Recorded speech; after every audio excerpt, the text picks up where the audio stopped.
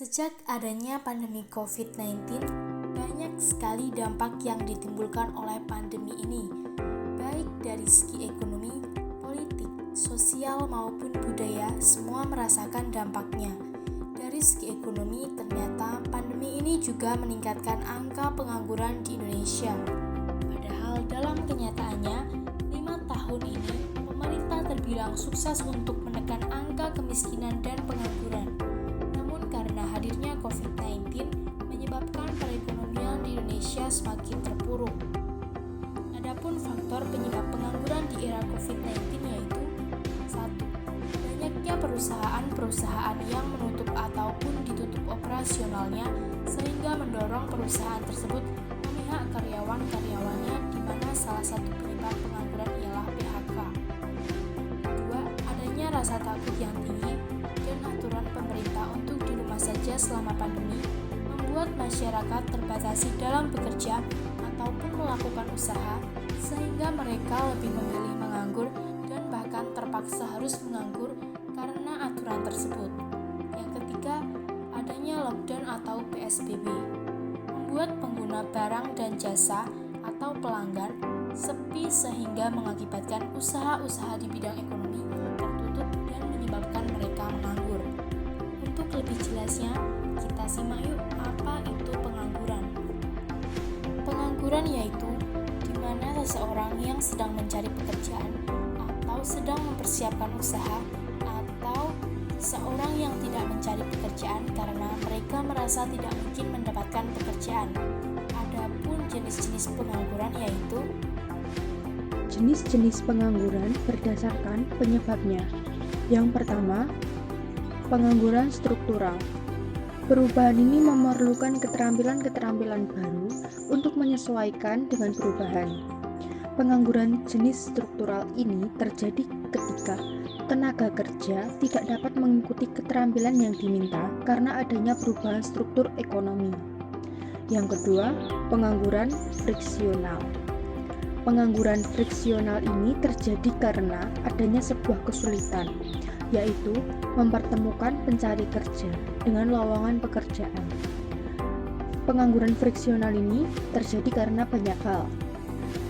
Penyebab utamanya yaitu letak geografis dan kekurangan informasi. Pencari kerja yang berhenti karena mencari kesempatan yang lebih baik, termasuk dalam pengangguran friksional. Yang ketiga, pengangguran siklikal. Ketika sebuah perusahaan berusaha mengurangi jumlah karyawannya untuk meminimalisir kerugian karena jumlah karyawan yang tidak sebanding dengan permintaan konsumen atas barang atau jasa. Yang keempat, pengangguran teknologi. Pengangguran teknologi ini terjadi karena bidang-bidang produksi yang dulunya dikerjakan dengan tenaga manusia atau sumber daya manusia sekarang bisa menjadi lebih mudah jika dikerjakan dengan teknologi. Hal ini yang membuat posisi manusia tergusur dan digantikan oleh mesin. Jenis-jenis pengangguran berdasarkan cirinya. Yang pertama, pengangguran terbuka. Pengangguran terbuka merupakan pengangguran yang tidak memiliki pekerjaan. Pengangguran terbuka terjadi karena kurangnya kesempatan kerja yang ada, tidak mau bekerja, atau adanya ketidakcocokan antara lowongan pekerjaan yang ada. Yang kedua, pengangguran terselubung. Pengangguran terselubung ini terjadi ketika ada tenaga kerja yang tidak bekerja dengan maksimal, yaitu dia bisa melakukan hal yang lebih, tetapi karena tidak dibutuhkan, maka ia menyimpan kemampuannya tersebut. Yang ketiga, pengangguran musiman. Pengangguran ini terjadi karena adanya perubahan musim. Yang keempat, pengangguran teknologi, yaitu pengangguran yang penduduknya bekerja kurang dari jam kerja normal, yaitu kurang dari 35 jam per minggu. Dampak pengangguran. Pengangguran menjadi masalah klasik dalam ketenaga kerjaan. Berikut tabel yang menunjukkan dampak pengangguran. Yang pertama, dampak pengangguran di bidang ekonomi. Pengangguran menyebabkan turunnya pendapatan nasional dan pendapatan per kapita dan berkurangnya penerimaan negara akibat rendahnya pajak penghasilan. Yang kedua, dampak pengangguran di bidang sosial. Pengangguran memberikan beban psikologi bagi penganggur dan meningkatkan angka kriminalitas. Selain itu, pengangguran menyebabkan meningkatnya biaya sosial untuk membantu rakyat seperti raskin dan jaminan kesehatan. Yang ketiga, dampak pengangguran di bidang pendidikan. Pengangguran menyebabkan meningkatnya angka putus sekolah.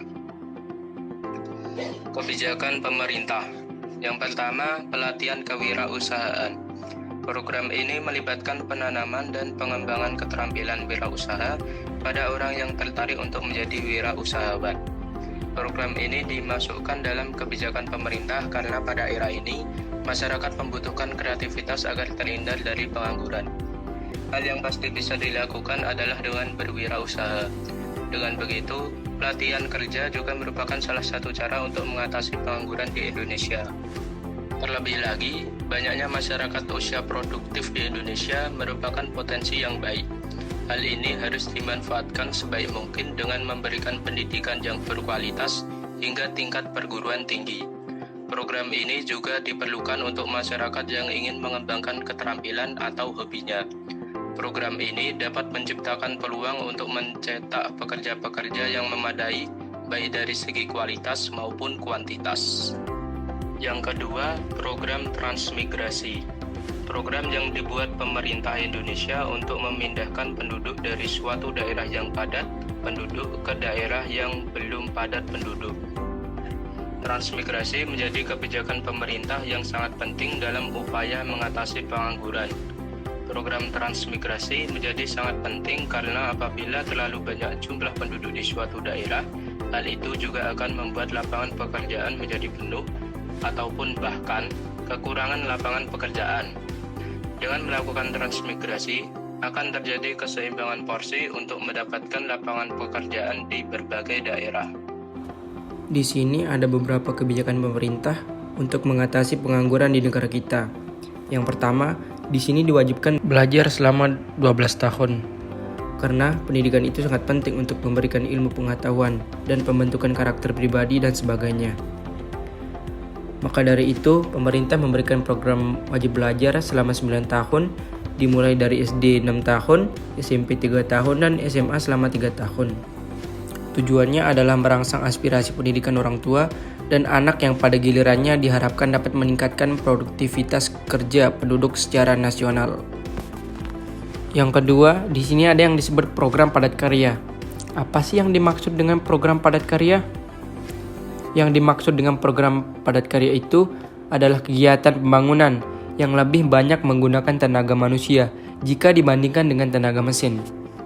Pemerintah mengadakan program padat karya ini dengan tujuan utamanya adalah untuk membuka lapangan pekerjaan bagi masyarakat yang memiliki ekonomi yang rendah atau kurang mampu, terutama yang mengalami kehilangan penghasilan atau pekerjaan tetap.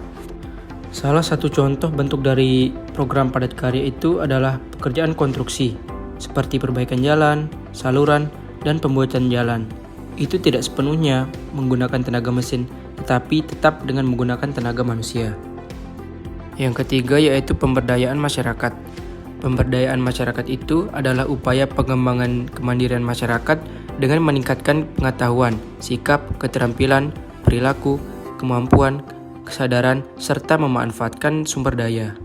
Pemberdayaan memiliki tujuan untuk membuat masyarakat menjadi mandiri dan dapat memperbaiki segala aspek, dalam arti memiliki potensi agar mampu menyelesaikan masalah-masalah yang mereka hadapi dan sanggup memenuhi kebutuhannya dengan tidak menggantungkan hidup mereka pada bantuan pihak luar, baik pemerintah maupun non-pemerintah. Dan yang terakhir, program transmigrasi. Program transmigrasi adalah suatu program yang dibuat oleh pemerintah Indonesia untuk memindahkan penduduk dari suatu daerah yang padat penduduk ke daerah lain di dalam wilayah Indonesia. Tujuannya yaitu untuk menyeimbangkan penyebaran penduduk, memperluas kesempatan kerja, mempercepat laju pembangunan daerah, pemerataan sumber daya alam dan sumber daya manusia, serta meningkatkan taraf hidup para transmigrasi dan memperkuat ketahanan nasional.